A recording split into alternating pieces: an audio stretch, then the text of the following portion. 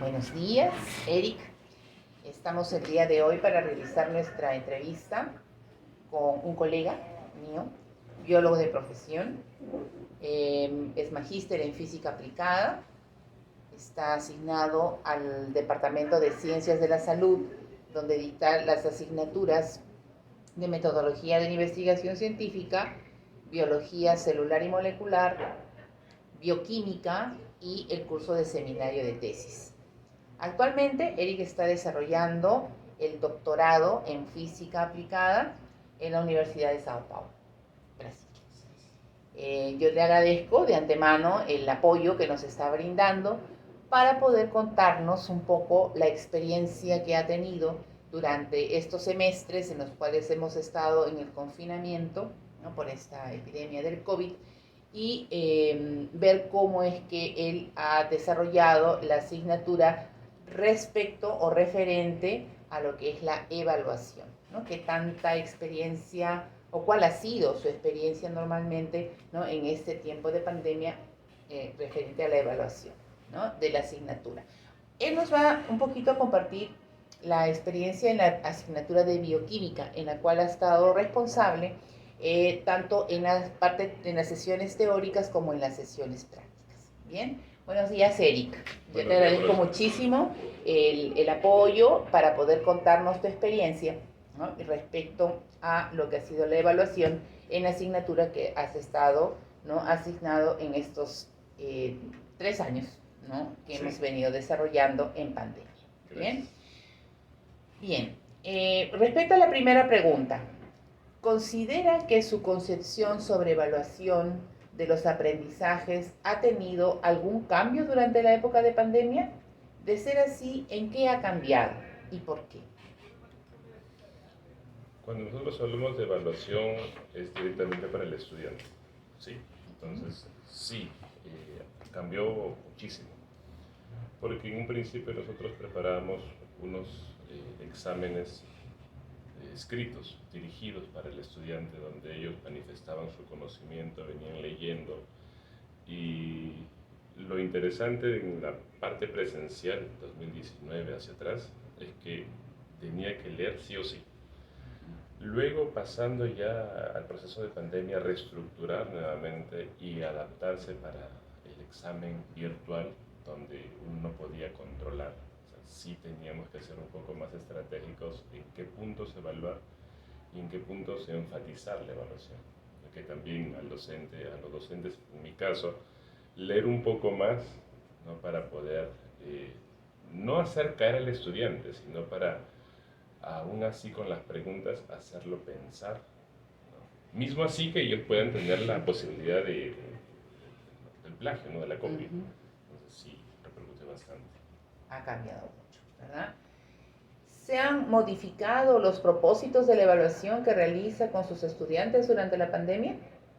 Si de ser afirmativo, pues no, indíquenos en qué aspectos ha cambiado. Han cambiado sobre todo en los ítems. Antes nosotros, la parte de la presencialidad, teníamos la opción de colocar una pregunta abierta. Donde la pregunta abierta, si bien nosotros no podíamos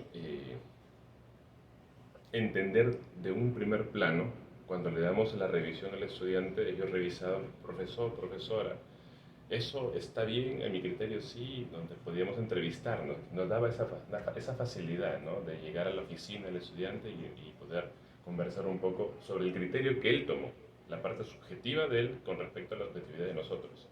Y podíamos entrar en consenso, o explicarle que eso no es así, eso es así, y él entendía, o tal vez nosotros podíamos entender lo que él quería decir en aquel momento. O reforzar también, o reforzar, ¿no?, ese punto, reforzar ese conocimiento que les dejaba a ellos. Después, cuando pasamos a la virtualidad, no podíamos hacer un tipo de pregunta abierta. Y si la podíamos hacer, iba a ser solamente una parte subjetiva. Ya leíamos y en base a lo que nosotros conocíamos, evaluar. Cosa que tampoco era dable, ¿no? Porque solamente estamos actuando como jueces y no estamos dando la opción a ellos escucharlos. Entonces no podíamos hacer eso. Ante ello tuvimos que cambiar la metodología para preguntas dirigidas. Ellos el marcar o simplemente un verdadero o falso, una relación, incluso hasta la relación también tenía un criterio, También. ¿no? Entonces sí ha cambiado, se ha cambiado. Entonces, esos tipos de preguntas, los modelos de preguntas propuestos sobre todo, eran... Eso, por ejemplo, lo que me explica es para la parte teórica. ¿Y la parte práctica, por ejemplo? En la parte práctica, se venía a... ya es un tema más de entrevista, ¿no? Porque si bien es cierto, nosotros, por ser un curso práctico, teníamos que manipular reactivos, teníamos que manipular algunos instrumentos.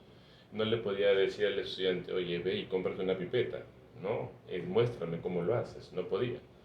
Pero lo que sí podía hacer es la parte crítica del resultado o de la manera operacional, ¿no?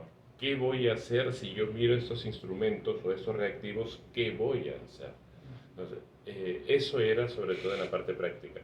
Tuve una entrevista, hacer la presentación de unas balotas, ¿no? De unas preguntas donde estaban con los gráficos. Se trataba de hacer lo más descrito posible, ¿no? Lo más secuencial posible para que el estudiante pueda observar. Es bueno, tengo una pipeta, tengo un reactivo, voy a mezclarlo y ¿qué voy a obtener? ¿No? Incluso se le da hasta el resultado.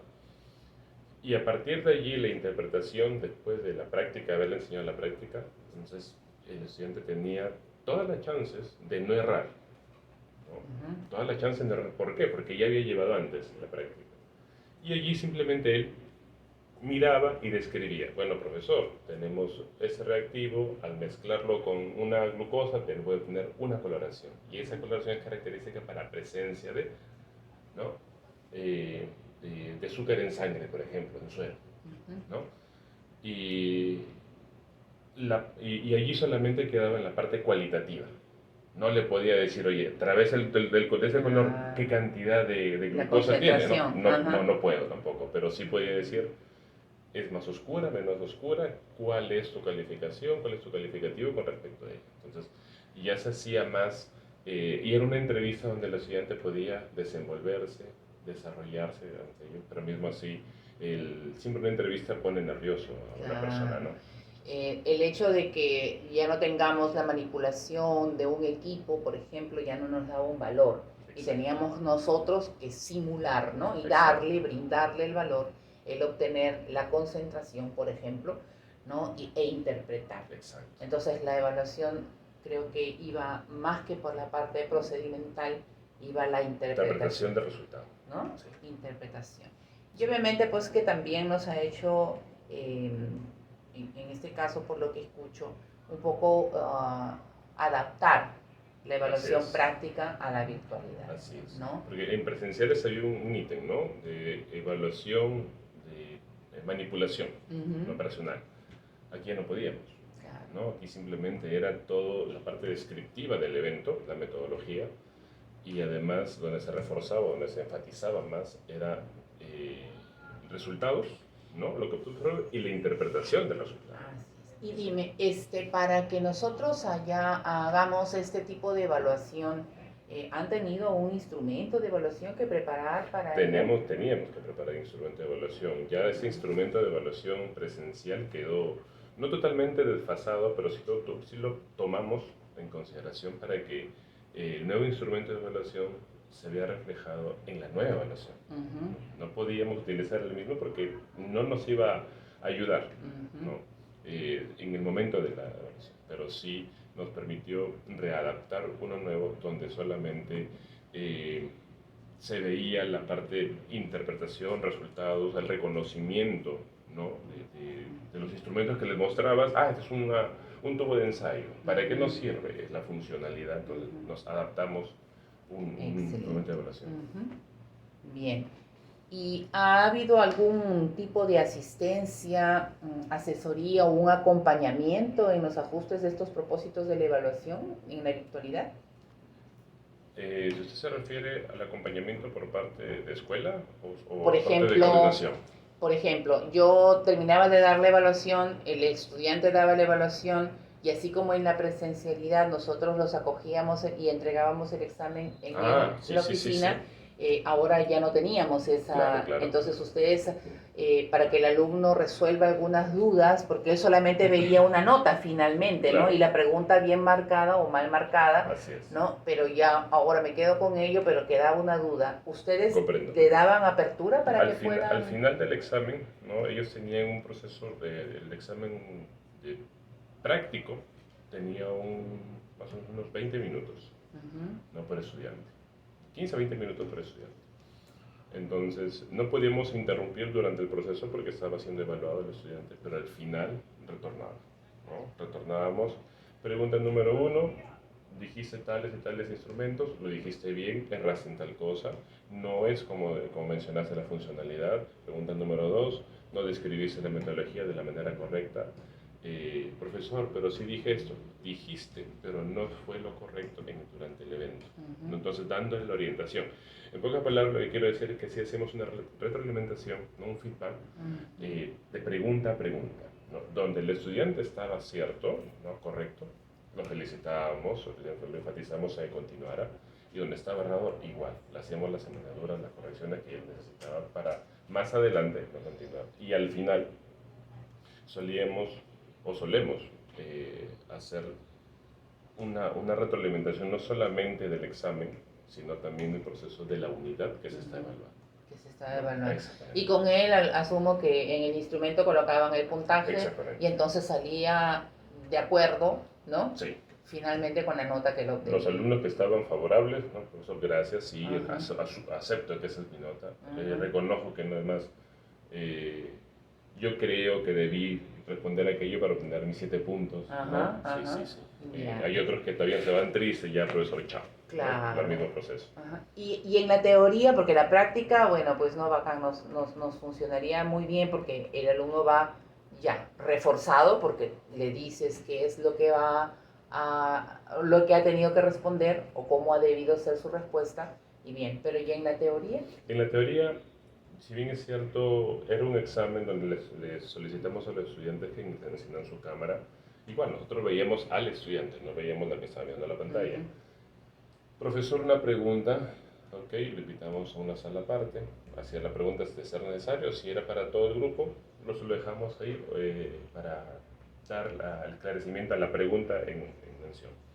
Si aún así el estudiante creía que no estaba correcto, ¿no? Les indicamos que podrían enviarnos un correo tanto a los docentes del equipo, ¿no? Coordinador y docentes, para luego nosotros responder. Hacer la revisión de la pregunta, ¿no?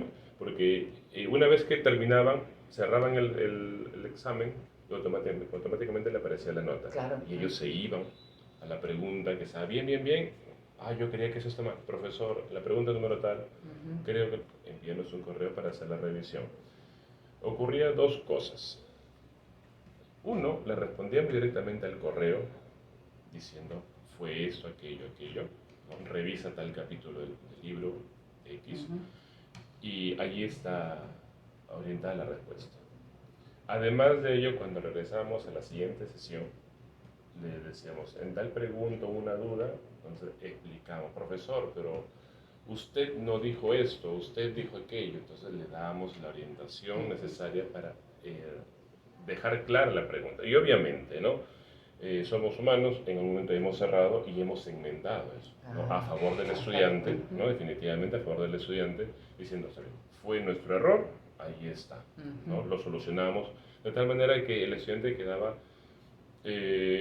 contento con la explicación, contento con la resolución de la pregunta y sobre todo que ser bastantes objetivos, ¿no? Lo que siempre hemos buscado en los cursos, en todos los cursos en los que he participado y especialmente en bioquímica, es que el equipo siempre se ha mantenido en ser un criterio muy objetivo. No evitamos mucho la subjetividad. Evitar la ambigüedad de respuesta, ¿no? O sea, por eso las evaluaciones, según entiendo, que se han preparado, han sido lo más objetivas posible. Lo más objetivas posible. Y más preparamos cuando habían la coordinadora enviaba preguntas aquí, generamos unas 40 preguntas, en donde la responsable obtenía 30.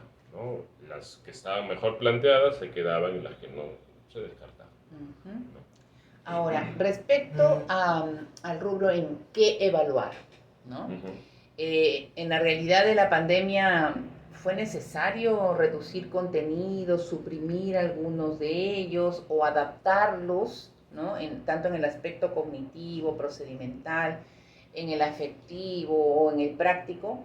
De ser así, ¿qué efecto ha tenido esto en los resultados de la evaluación y aprendizaje? Bien. Contenidos para un estudiante, ¿no?, de medicina, decir que vamos a reducir es imposible. ¿No? Mismo así sea presencial o virtual, ¿no? La implicancia que tiene el aprendizaje en el estudiante de medicina, ¿no? Voy a mencionar solamente ese grupito de medicina, ¿no?, que es donde más he participado. Entonces no podíamos permitir que la calidad de enseñanza de los estudiantes disminuyera, ¿no? Pero tampoco sabíamos que tampoco debíamos aumentar más contenido. ¿No? Si están en casa, todo bien, tienen más tiempo. No, eso es mentira, porque el más tiempo implicaba desarrollar otras actividades, leer, descargar texto, hacer sus resúmenes, y lo mismo que hacía en la presencialidad, pero eso tal vez con un mayor énfasis, probablemente. Entonces, lo que sí se hizo no fue reducir temas, pero sí se readaptaron los temas. El contenido, la explicación o la exposición en la clase magistral, sí una readaptación. Ya no, era bonito cuando tú estabas en la presencialidad y le preguntabas tú, ¿no? Joaquín, Orlando, a esta pregunta o a este punto del tema, ¿cuál es tu opinión? Y en la virtualidad tú hacías la pregunta y simplemente era un silencio. Raramente no participaba. Como que me ha tocado algún ciclo que simplemente no habló nada, ¿no? Y solamente esperaba para los exámenes y hacer pedir las observaciones. Entonces, tuvimos que adaptarnos al punto de ser más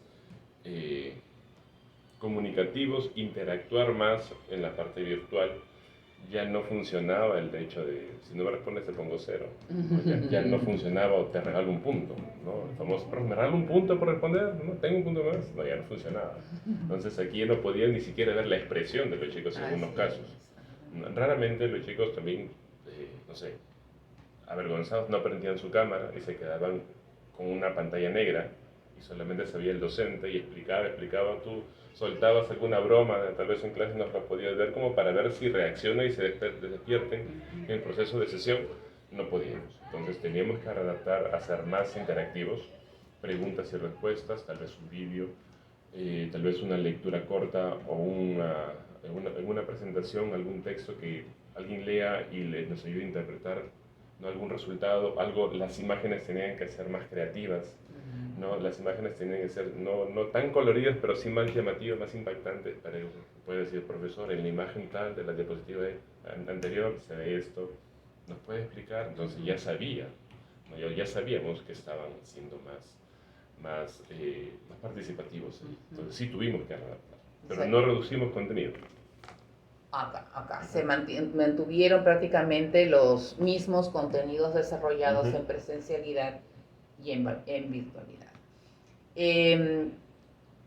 Por ejemplo, si nosotros dentro de esos contenidos hemos tenido que readaptar, por ejemplo, para poder ver si las competencias que nosotros queríamos obtener no se podían o se tenían que mantener en cuanto a evaluación, ¿no? Por ejemplo, en presencial yo podía hacer una evaluación porque lo veía en la disposición, en empatía con los demás, en el trato, ¿no? En la cordialidad con los demás, el respeto, toda esta parte actitudinal que nosotros hemos evaluado en su momento, ya en la virtualidad no se podía, ¿no? Sí. Si bien es cierto, había lo de los grupos pequeños y uno ingresaba y los escuchaba, pero no era igual, ¿no? Entonces, por ejemplo, ¿qué competencias se tuvieron que adaptar para poder evaluar, ¿no? Esta parte, ¿no?, relacional? Una de las competencias que se tuvo no implementar porque ya está implementado, pero sí una readaptación, ¿no?, era el proceso de interpretación, ¿no?, la interpretación de tanto teórico como práctico, ¿no? De contenido, de conocimiento.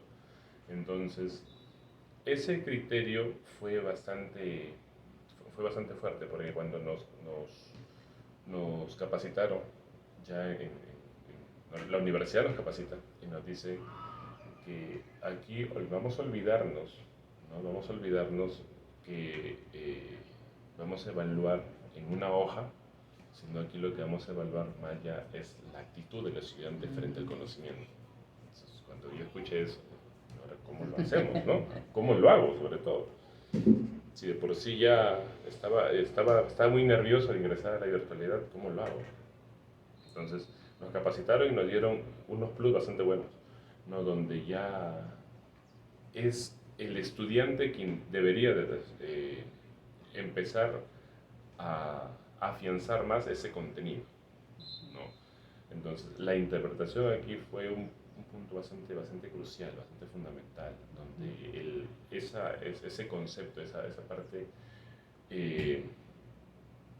del conocimiento se iba a pensar en él. Por otra parte, los modelos que nosotros estuvimos siguiendo de presencial a virtual cambiaron, ¿no? Ya la evaluación, como se dice, ¿no? La actitud del estudiante no la podemos ver, pero sí ya no es una actitud colectiva, mejor dicho, ¿no? Sino una actitud individual, porque normalmente tenemos la parte individualizada. Y quiera que no, en algún momento cuando teníamos después de clase, después de sesión, unas reuniones de afianzamiento, se podrían hacer. Reforzamiento, ¿no? De reforzamiento que también teníamos. Allí ya se soltaban, porque ya no estaba en una sesión, a pesar que era una sesión grabada, pues ya nos tenían esa presión del profesor, mire, ¿no? Nos estamos reuniendo con tal equipo, con tales compañeros para ver el siguiente tema, ¿no? La siguiente sesión. ¿Usted cree que mi diapositiva o la presentación que están presentando está bien? Ok, vamos a revisarla juntos, ¿no? Está bien, modifica aquello, lo otro. Entonces ya se veía también la parte colectiva. Pero ese criterio de colectividad no estaba dentro de un criterio de evaluación por parte de nosotros. Simplemente era un criterio en el cual podíamos nosotros como docentes ver la empatía que ellos estaban teniendo, ¿no? Y también demostrar nuestra empatía hacia ellos, ¿no? Porque no queríamos que el estudiante, si bien está en la virtualidad, no queríamos que esté solo.